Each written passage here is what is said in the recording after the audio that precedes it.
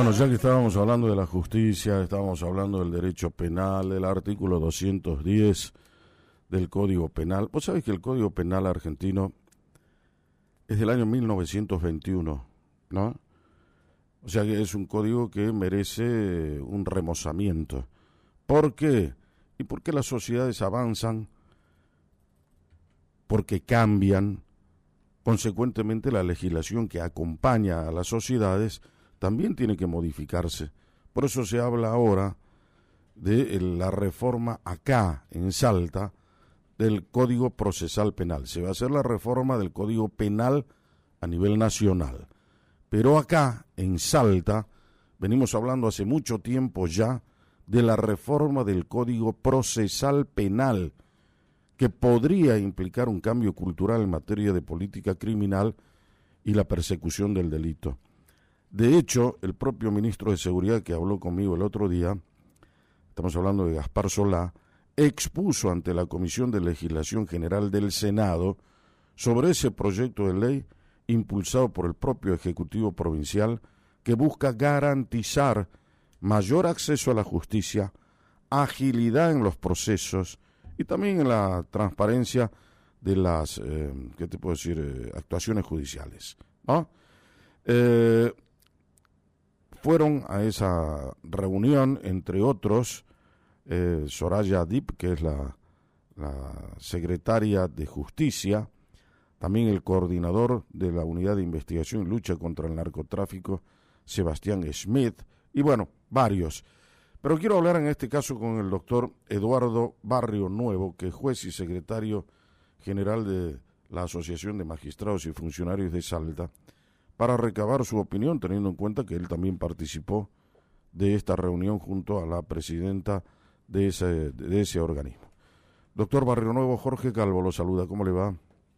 ¿Qué tal, Jorge? Buenos días a toda la audiencia.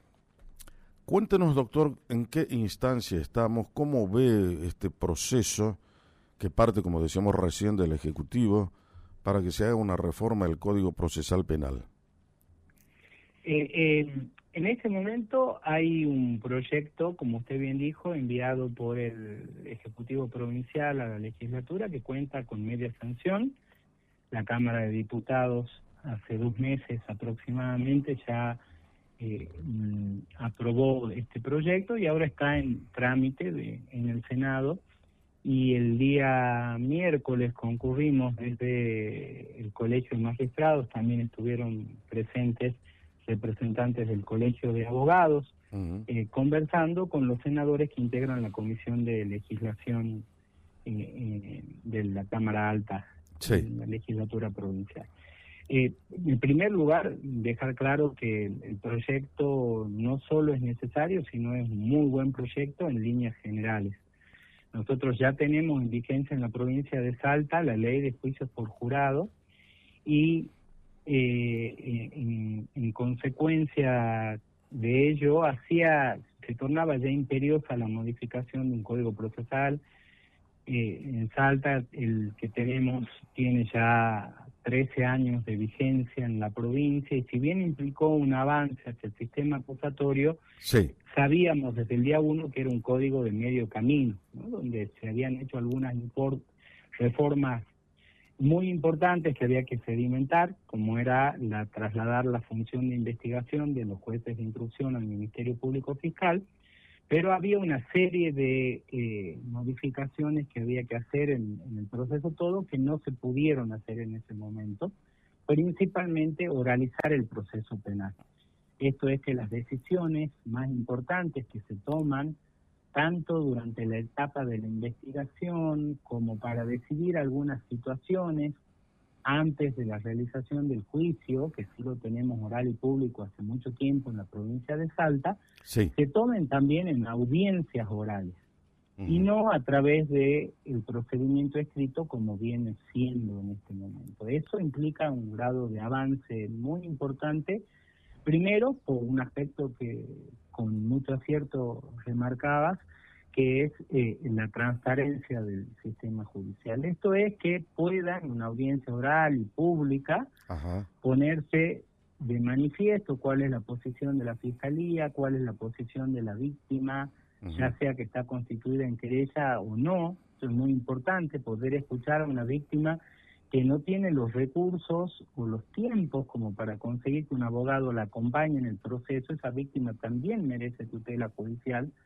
efectiva, entonces poder escucharla en estas audiencias, escuchar lo que tenga para decir el imputado, escuchar lo que tenga para decir técnicamente su defensa, y en la concentración y en la contradictoriedad de lo que se dice en esa audiencia, poder el juez tomar una decisión más cercana en el tiempo y con una información de mayor calidad a la que a veces se produce en un procedimiento escrito, donde las partes manifiestan cosas sin tener presente todo lo que dice la contraparte, ¿no? Entonces a veces termina habiendo un diálogo de sordos en el procedimiento escrito, que en una audiencia sí sería un diálogo contradictorio. Cada quien tiene su posición, no siempre, la mayoría de las veces estas posiciones son divergentes, pero donde se puede adquirir la totalidad de la información, una información de calidad, una información ya filtrada por el control que hace la otra parte de lo que afirma el fiscal o de lo que afirma la defensa. Ajá. Y desde ese lugar tomar una decisión también de mayor calidad y mucho más cercana en el tiempo, y de frente al justiciable, de frente a quien debe quedar preso si eso corresponde, o de frente a la víctima para explicarle por qué en ese caso la garantía constitucional de ser juzgado, supongamos que es una decisión sobre prisión preventiva, ¿no? Poder explicarle a la persona por qué tiene que quedar detenida, aunque todavía no ha sido encontrada culpable en un juicio, aunque todavía no esté completa la investigación, o poder explicarle a la víctima de qué modo se le va a proteger y se le va a garantizar que se va a completar una investigación, aunque no estén dadas las condiciones en ese caso para disponer una prisión preventiva de quien está siendo acusado. Sí. Que eso se explique claramente, que se explique frente al destinatario de la decisión, que siempre van a ser los ciudadanos que tienen un conflicto que se formaliza a través de un proceso penal, pero que es el que debe ser mirado en forma integral, ¿no? Incluso a veces buscando soluciones que vayan más allá de la aplicación de la ley penal y que reparen realmente el interés de la víctima, a la que en algún supuesto puede no serle tan importante la privación de libertad como recuperar aquello que perdió, como recibir una explicación de por qué pasó alguna cuestión disvaliosa, o bueno, dependerá de cada conflicto en particular. Más allá de todas estas cuestiones que son evidentemente técnicas, ¿qué valoración cree usted? Porque un juez, ¿a quién imparte justicia? A la gente, al pueblo, a la sociedad. Bueno, ¿qué valoración debería hacer un miembro de la sociedad de una reforma del Código Procesal Penal? ¿En qué le cambia la vida o en qué no le cambia la vida? Porque la gente que nos está escuchando por ahí no es abogado, no es magistrado, y dice, ¿a mí qué me importa la reforma del Código Procesal? ¿Se da cuenta, doctor Barrenova? Sí, le va a cambiar la vida en esto, en que tiene a un juez. Si el ciudadano del que estamos hablando es la persona que ha sido víctima de un delito, va a tener decisiones que le importan, como si la persona que queda que cometió que se entiende cometió el delito, está imputada del delito, quede presa durante la investigación o no, si se hace lugar a algún tipo de medida de protección o no, que se inste en esa audiencia la reparación integral de lo que perdió, ¿no? En una audiencia frente a un juez que en forma presencial, un juez de carne y hueso, no un papel que llegará algún día, le tome la decisión escuchándolo y le dé las explicaciones de por qué ha decidido lo que ha decidido. Si se trata de una persona que está acusada de un delito, o sus familiares también van a poder saber en una audiencia oral y pública hecha al poquito tiempo, si en realidad hay una expectativa razonable o no de que a ver, lo voy a tratar de decir en los términos más claros posibles, y a veces con los ejemplos son más claros, y con absoluto respeto a lo que implica el conflicto penal, ¿no? Pero me están pidiendo que ponga la casa en garantía, o me están pidiendo que venda algo para ver si es que sale en libertad mi hijo acusado. Bueno, ¿es razonable eso? ¿No es razonable? No lo sé, porque me lo informa solo el letrado. De otra manera, en una audiencia, yo voy a escuchar si el planteo que ha hecho el letrado es real, y voy a escuchar si el juez razonablemente le dice, mire, usted me está trayendo, me ha pasado a mí, por ejemplo, a ver, voy a tratar de construir mejor el ejemplo, ¿no? Que viene una persona y dice, mi cliente puede salir, un letrado X, mi cliente puede salir en libertad, y para garantizar que no se va a fugar del país, pongo esta casa en garantía. ¿No? Entonces yo miro la cédula parcelaria de esa casa y digo, a ver, ¿dónde está la dueña de esta casa? Es la señora fulana. A ver, ¿está la señora fulana? Sí, que pase la señora. ¿No? Señora, ¿de dónde lo conoce usted al imputado? Amigo de la madre, que yo, ¿cómo le dicen al imputado? ¿Cuántas veces estuvo con el imputado? Veo que no hay trato con el imputado. Ajá. Entonces yo digo, miren, la verdad que esto a mí no me garantiza, no importa cuánto valga la casa, a mí esto no me garantiza, porque en la medida en que al imputado no le implique un sufrimiento el que usted se quede sin su casa. Claro. ¿No? ¿Qué garantía va a ser? ¿Qué garantía va a ser? Lógico. ¿No? Esta es una cuestión económica. Ahora, si usted es la madrina, la abuela vieja, mayor de edad, perdón la expresión coloquial, del imputado, si usted está entre sus afectos más cercanos, probablemente el imputado sí no quiera dejarla a usted en la calle. ¿No? Ahora, poner en perspectiva la cosa, un abogado que me diga, mire, le estoy poniendo en garantía una camioneta 0 kilómetros. Le digo, perfecto, ¿y cuál es el patrimonio del señor? Sí. ¿No? Porque si el señor con esa camioneta trabaja de fletero y de eso come toda la familia, hay una importancia de ese bien puesto como garantía. Ahora, si el señor es el expresidente Macri, o el señor es la expresidenta Cristina Fernández de Kirchner, una camioneta, por cara que sea, no me representa nada. No sé si me explico. Está muy Entonces, bien. En una audiencia, un juez puede darle una perspectiva real en el caso concreto, en la situación concreta, y puede explicarle a la familia, mire, la verdad que esta garantía que ustedes trajeron no sirve, estamos perdiendo el tiempo de este lado. Sí. Por otro lado, a la víctima, escuchar, saber cuáles son sus verdaderas necesidades, sus verdaderas pretensiones de protección en el proceso y poder brindarlas. Por ejemplo, hay un caso específico en esta reforma, que es el plazo de prisión preventiva, ¿no? Está previsto en el artículo 275. Este proyecto propone un plazo máximo de 3 días. Tengo entendido que ustedes, como colegio de magistrados, consideraron que dicho plazo resulta insuficiente para la tarea fiscal. Dicho las grandes ventajas del proyecto, marcamos un par de cuestiones que nos parecen que sí debiera corregir el Senado en el proyecto con media sanción. Una es esto, no es el plazo máximo de prisión preventiva de 3 días, sino un plazo máximo para realizar la audiencia en la que se va a decidir la prisión preventiva en esos 3 días. Nosotros entendemos que en muchos de los casos, y a diferencia de lo que ocurre con el proceso federal, que es el que se tomó de modelo, no vamos a contar con la información suficiente en esos 3 días para poder tomar una decisión de calidad. Tanto con las medidas de investigación por parte de la Fiscalía, porque para privar de libertad a alguien tiene que ser verosímil, tiene que ser razonable asumir que esa persona podría ser condenada por ese delito.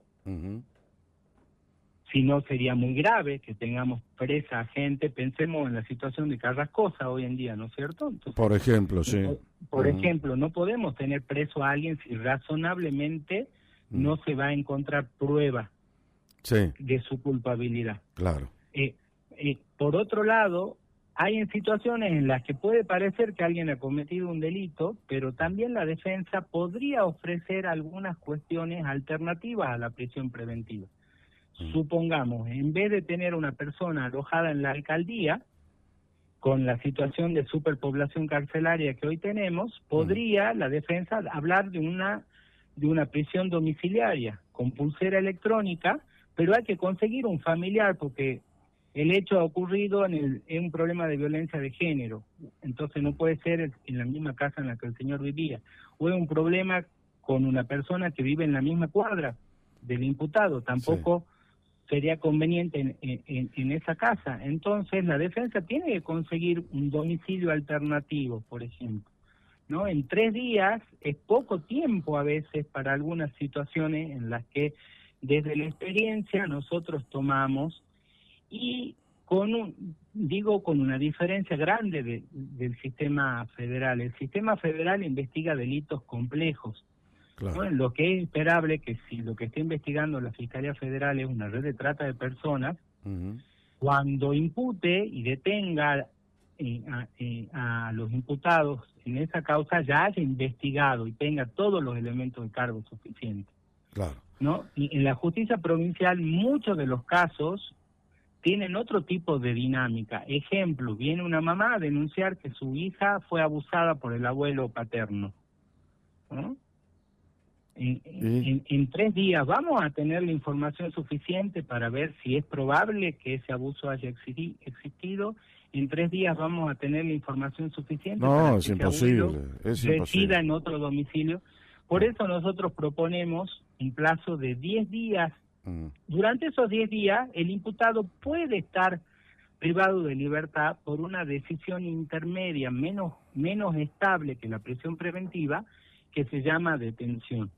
No estamos diciendo no proteger la investigación con la restricción de libertad. Si estamos diciendo extender esa posibilidad intermedia 10 días, y en esos 10 días tomar la decisión ya más firme. Siempre es modificable la prisión preventiva, pero no podemos estar haciendo audiencias todos los días para reevaluarlo. Entonces parecería más razonable. Esa es una objeción. La otra objeción que hicimos, o la otra propuesta de modificación, mejor dicho, es que el recurso de las decisiones que adopten los jueces de garantía, según el proyecto, les revisarían otros jueces de garantía. A nosotros como colegio nos parece más adecuado que sigan siendo esas decisiones revisadas por el Tribunal de Impugnación, que tenemos capacidad operativa para hacerlo, lo venimos haciendo ahora en forma oral a través del plan piloto que está vigente en la provincia, con lo cual ya hemos demostrado que el sistema es sustentable y implica una mayor garantía porque hace que un juez, desde otra perspectiva, revise la decisión de los jueces de garantía y la revise en un contexto diferente al que toma la decisión, ¿no? Hasta en un contexto de distancia, no solo temporal, sino geográfica. No es el mismo juez de Metán de al lado resolviendo sobre la situación, que tiene un cierto impacto periodístico o social en ese lugar. Es un juez de otro lugar, con otra distancia, con otra posibilidad de mirada del conflicto. Ahora, y esa es la otra corrección que proponemos hacer. Bueno, está bien, porque en definitiva tiene que someterse precisamente a las objeciones, a cualquier otro tipo de opinión que pudiese enriquecer el proyecto, es decir, para eso se lo pone en consideración. Exactamente. Hay el caso de una revisión horizontal de recursos, que es el artículo 45, me figura acá. Exacto. Donde ambos colegios coincidieron en objetar la aplicación de la revisión horizontal, advirtiendo que podría derivar en incertidumbres operativas y vulnerar garantías en distritos de escaso número de jueces de garantías, por lo que se subrayó la necesidad, tal vez digo, de preservar un recurso de revisión adecuado ante tribunales superiores. ¿Será así? Exacto. De eso estamos hablando, y en esto coincidimos los dos colegios, esto de decir, mire, en cualquiera de los distritos del interior hay solo 2 jueces de garantía. Entonces, un juez de garantías dispone ordenar la detención de una persona, o dispone no ordenarla. Vamos a situación más estable, la prisión preventiva. Un juez decide poner preventivamente preso a una persona, esto es decir, ponerlo preso aunque no se haya todavía completado la investigación y no se lo haya encontrado culpable en un juicio. O decide que tiene que permanecer en libertad cuando la víctima dice estoy aterrada con esta persona en libertad, ¿no? En ese contexto, el proyecto con media sanción establece que serán otros 2 jueces de garantía los que lo van a resolver. Entonces ya ocupamos el juez de garantía 2 del Distrito del Interior. ¿No? Si es que como tienen que revisar los otros 2 jueces, ya ocupamos un juez de juicio del Distrito del Interior. Sí. Si como lo tienen que revisar, si estos 2 jueces votan en sentido distinto, tiene que intervenir un tercer juez para desempatar. Usamos un segundo juez de juicio.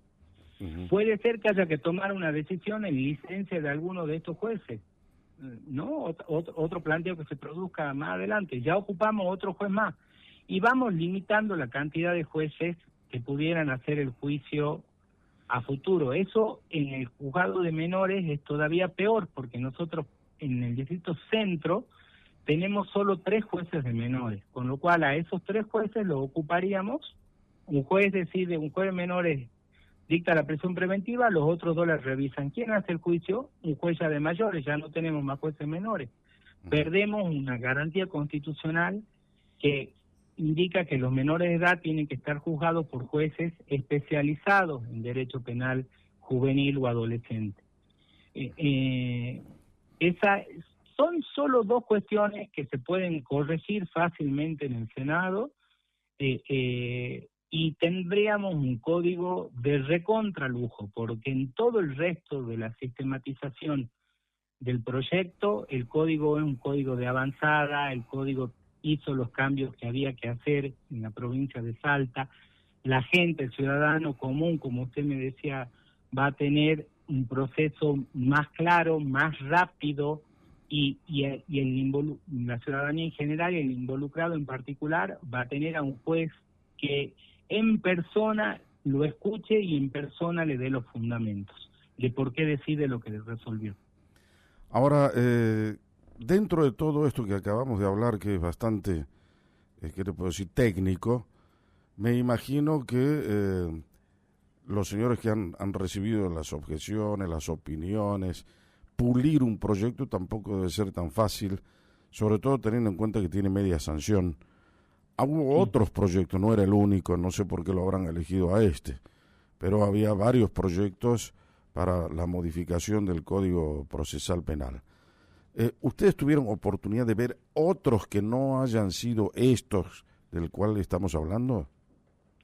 Que tuvieran estado parlamentario, no. Algún anteproyecto que alguien propuso alguna vez, sí se miró, y en líneas generales es un buen proyecto, insisto, sacando estas 2 cuestiones puntuales. Había algunas cositas de redacción que el diputado corrigió, quedan un par de cositas más de redacción que se podrían pulir acá en el Senado, pero es un muy buen proyecto, es un muy buen proyecto que es posible desarrollar en Salta. Eso es también la otra cuestión a considerar, ¿no?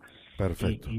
Esto no solo tiene que ver con que teóricamente es mejor, sino que es viable.